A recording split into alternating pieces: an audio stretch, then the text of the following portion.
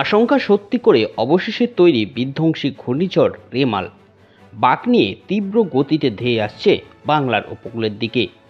ঘূর্ণিঝড় রেমাল নিয়ে আবহাওয়া দপ্তরের এই মুহূর্তের সবচেয়ে বড় আপডেট। বঙ্গোপসাগরে যে ঘূর্ণবাত তৈরি হয়েছে তার শক্তি নিয়মিতই বেড়ে চলেছে, যার থেকে তৈরি হচ্ছে এই শক্তিশালী ঘূর্ণিঝড়টি। কালকের আপডেট অনুসারে যেটা দেখা যাচ্ছিল, আজ সেখান থেকে অনেকটাই সরে এসেছে এই ঘূর্ণিঝড়। নতুন প্রেডিকশন অনুযায়ী এটা পশ্চিমবঙ্গ এবং বাংলাদেশের উপকূলে সরাসরি এসে আছড়ে পড়বে। এখনও পর্যন্ত জানা যাচ্ছে এই ঘূর্ণিঝড়টি অনেকটা বেশি ভয়ঙ্কর হতে পারে। ঘূর্ণিঝড়টি একটি সুপার সাইক্লোনে পরিণত হওয়ারও আশঙ্কা রয়েছে, কারণ ঘূর্ণিঝড়টি প্রতি মুহূর্তে তার গতি আরও বাড়িয়ে চলেছে। তো চলুন এবার আমরা সরাসরি স্যাটেলাইট চিত্রের মাধ্যমে দেখে নেব এই মুহূর্তে কোথায় রয়েছে এই ঘূর্ণিঝড়, এরপর কোন গতিপথ ধরে কোন দিকে এগিয়ে যাবে, অবশেষে কোন উপকূলে এসে আছড়ে পড়ছে, যখন এই ঘূর্ণিঝড়টি ল্যান্ডফল হচ্ছে তখন এর গতিবেগ কতটা থাকবে এবং কোথায় কতটা ক্ষয়ক্ষতির আশঙ্কা করা হচ্ছে, সমস্তটা আমরা এই ভিডিওর মাধ্যমে দেখে নেব। তাই এই সম্বন্ধে ভালোভাবে জানতে আপনারা ভিডিওটিকে অবশ্যই শেষ পর্যন্ত দেখুন। আর আপনি বর্তমানে কোথা থেকে এই ভিডিওটি দেখছেন কমেন্ট করে জানাতে ভুলবেন না। তো সবার প্রথমে আপনাদের যেটা দেখাতে চাইব যে দেখুন, এই হচ্ছে এটা টোটালটা হচ্ছে বঙ্গোপসাগর, এখানটায় হচ্ছে আমাদের পশ্চিমবঙ্গ আর এখানটায় রয়েছে বাংলাদেশ। তো এই মুহূর্তে আপনারা ঠিক এই দিকটায় লক্ষ্য করুন, দেখুন এখানে একটা ঘূর্ণবাত কিন্তু চলছে, যেটা ইতিমধ্যেই শুরু হয়েছে। আর এই ঘূর্ণবাতটাই কিন্তু ধীরে ধীরে ঘূর্ণিঝড়ে পরিণত হয়ে এই দিকে গিয়ে বাংলাদেশ এবং পশ্চিমবঙ্গের উপকূলে প্রবেশ করছে। তো কিভাবে যাচ্ছে, কোন দিক দিয়ে যাচ্ছে দেখুন। এই মুহূর্তে যেটা আপনারা দেখতে পাচ্ছেন এটা আজকের আপডেট। আমরা যদি কালকে সকালের আপডেট দেখি তাহলে দেখতে পাচ্ছেন এটা যেখানে এই জায়গাটায় আগে ছিল, এখন থেকে এই দিকটায় কিন্তু অনেকটা অগ্রসর হয়েছে। এরপর আগামীকাল রাতের আপডেটে দেখুন এটা কিন্তু এবার পুরোপুরি উত্তর দিকে যাওয়া শুরু করছে। আগে যেটা এরকম করে যাচ্ছিল উত্তর এবং উত্তর পশ্চিম দিকে, এবার এটা পুরোপুরি উত্তর দিকে যাওয়া শুরু করেছে। আর এদিকটাতেই রয়েছে কিন্তু পশ্চিমবঙ্গ, এদিকটায় রয়েছে বাংলাদেশ। তবে এই সময়টায় আমরা এটাকে কিন্তু ঘূর্ণিঝড় বলতে পারি না, অর্থাৎ 23 তারিখ কিন্তু এটা একটা ঘূর্ণিঝড় নয়, এটা গভীর একটা ঘূর্ণবাত। কারণ ঘূর্ণিঝড় হওয়ার জন্য যতটা শক্তি প্রয়োজন সেই শক্তিটা এখনও এর নেই।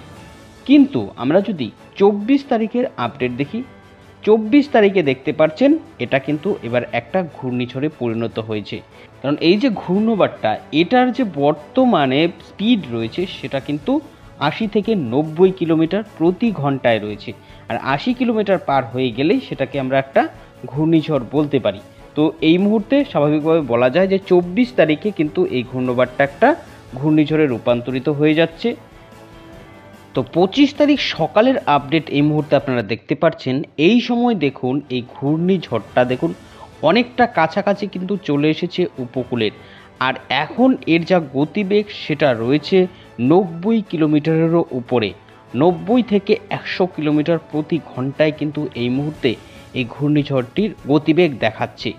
আমরা যদি 25 তারিখ দুপুরের আপডেট দেখি, সেই সময়ই দেখুন এদিকে উপকূলবর্তী যে এলাকাগুলো রয়েছে পশ্চিমবঙ্গ বাংলাদেশের, এদিকে কিন্তু এর একটা প্রভাব পড়তে শুরু করবে। কারণ এই সময় এই ঘূর্ণিঝড়ের যে পরিসীমা সেটা কিন্তু ছুঁয়ে গেছে স্থলভাগ। আর এই ক্ষেত্রে তাই এই ঘূর্ণিঝড়ের প্রভাব কিন্তু পড়তে শুরু করবে।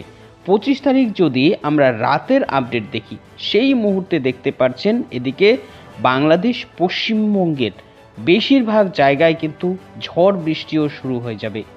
আর এই সময় ঘূর্ণিঝড়ের গতিবেগটা আপনাদের একটু দেখাতে চাইছি। দেখুন এই মুহূর্তে গতিবেগ 100 কিলোমিটার কিন্তু পার করে গেছে, অর্থাৎ 100 থেকে 110 কিলোমিটার কিন্তু প্রতি ঘন্টায় গতিবেগ রয়েছে যখন ঘূর্ণিঝড়টি প্রায় উপকূলের দিকে চলে এসেছে সেই সময়কার আপডেট।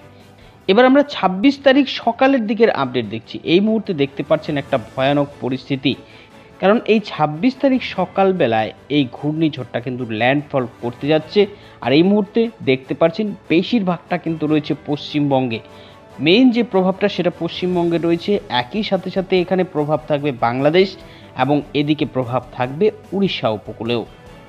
তো এই মুহূর্তে আপনারা এই জায়গাটায় লক্ষ্য করুন, যখন একদম ল্যান্ডফল করছে এই ঘূর্ণিঝড়টির গতিবেগ দেখাচ্ছে 150 থেকে 160 কিলোমিটার প্রতি ঘন্টা, অর্থাৎ এই গতিবেগেই কিন্তু ঘূর্ণিঝড়টা ল্যান্ডফল করছে। তো শেষ পর্যন্ত কি হয়, কোন দিকে যাচ্ছে, এরপরের কি গতিপথ আরও পাল্টে নাকি এই গতিপথ ধরে এগোবে, সমস্ত তথ্য আপনাদের নিয়মিত আপডেট দেব। আপনারা আপডেট পেতে আমাদের সাথে জুড়ে থাকবেন।